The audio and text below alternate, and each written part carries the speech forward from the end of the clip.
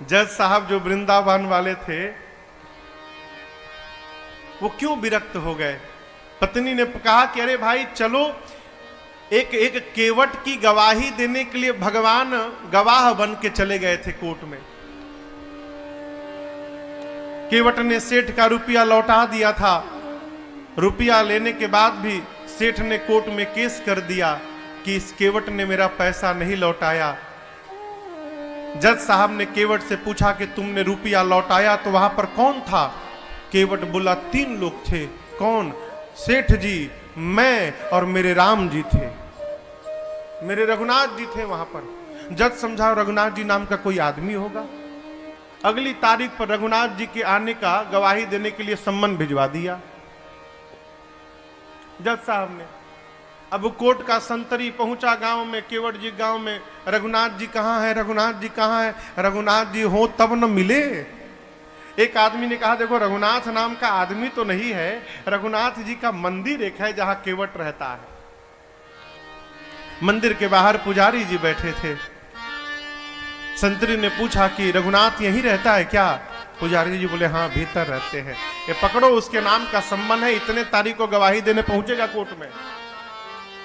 अब पंडित जी सोचे जब भगवान गवाह बनने के लिए तैयारे हो गए हैं तो हम कौन होते हैं बीच में रोकने वाले। पंडित जी सम्मन ले लिए और ले जाकर ठाकुर जी के चरणों में रखकर बोले प्रभु आज तक आपके लिए मिठाई आया, आज तक आपके लिए आभूषण आए, आज तक आपके लिए वस्त्र आया, पहली बार प्रभु आपके नाम का कोर्ट से सम्मन आया है। और बहुत विश्वास करके उस केवट ने जज के सामने आपका नाम लिया होगा प्रभु, उसका विश्वास टूटने मत दीजिएगा। जिस दिन तारीख थी ना उस दिन पंडित जी सबसे सुंदर कपड़ा ठाकुर जी को पहनाए। क्यों? आज ठाकुर जी कोर्ट में पहुंचेंगे तो भगवान सुंदर लगने चाहिए। भगवान फटा पुराना कपड़ा पहने, लाठी पकड़े, बूढ़ा स्वरूप बना के हाथ ऊपर करके हम ही रघुनाथ है पहुंच गए। और ऐसी गवाही दिए कि पहली हियरिंग में ही केस समाप्त। सेठ को सजा हो गई, केस तो समाप्त हो गया, लेकिन जज साहब डिस्टर्ब हो गए। सोचने लगे भाई आज तक तो ऐसा कोई गवाह आया ही नहीं जो एक ही बार में केस को ही समाप्त कर दे।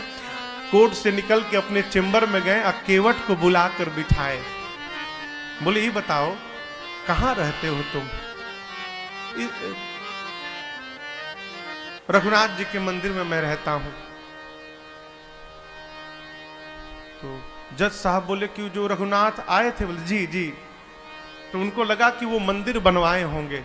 तो जज साहब बोले लेकिन तो गरीब लग रहे थे और लग नहीं रहा था कि वो मंदिर बनवाए होंगे। केवट ने कहा प्रभु वो मंदिर बनवाने वाले रघुनाथ जी नहीं थे, मंदिर के भीतर बैठने वाले रघुनाथ जी आए थे। जज की मति हरा गई हो, कांपने लगा। संतरी को बुलाकर बोला सही सही बताना तुमने किसको सम्मन दिया था? बोला सर माफ करिएगा सर, रघुनाथ नाम का आदमी नहीं मिला। रघुनाथ जी का मंदिर था, मंदिर में पुजारी जी को देके चला आया था मैं। तो जो आए थे वही पुजारी, नहीं पुजारी जी ये नहीं थे, दूसरे थे। जज को पूरी बात समझ में आ गई। घर गया और दरवाजा बंद करके जज साहब रोने लगे। पत्नी ने आकर पूछा क्यों रो रहे हो? पूरी बात बताए। पत्नी ने कहा इसमें रोने की कौन सी बात है? अरे मान लो धोखे में ही दर्शन हुआ, तुम तो भाग्यशाली हो, तुमको दर्शन तो मिला, नाचना चाहिए। बोले इसलिए नहीं रो रहा हूं कि राम जी चले गए, इसलिए नहीं रो रहा हूं, मैं इसलिए रो रहा हूं अरे कुर्सी पे बना जज मैं बैठा रहा, जगदीश खड़े समझाते रहे। जिनकी अदालत में पूरी दुनिया जाकर खड़ी होती है, आज उनको मैंने अपनी अदालत में खड़ा कराया। ऐसा वैराग्य चढ़ा हो जज साहब को, उसी समय रिजाइन दिए, सब घर परिवार छोड़कर चले गए वृंदावन। और ऐसा कहते हैं जब तक थे कभी बैठे नहीं वृंदावन में, खड़े रहे। लोग कहते थे बैठते क्यों नहीं आप?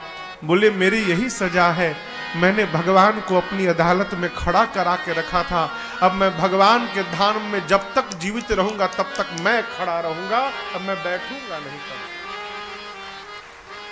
भगवान किसी रूप में आ सकते हैं माई बाप, आपकी आस्था वैसी होनी चाहिए।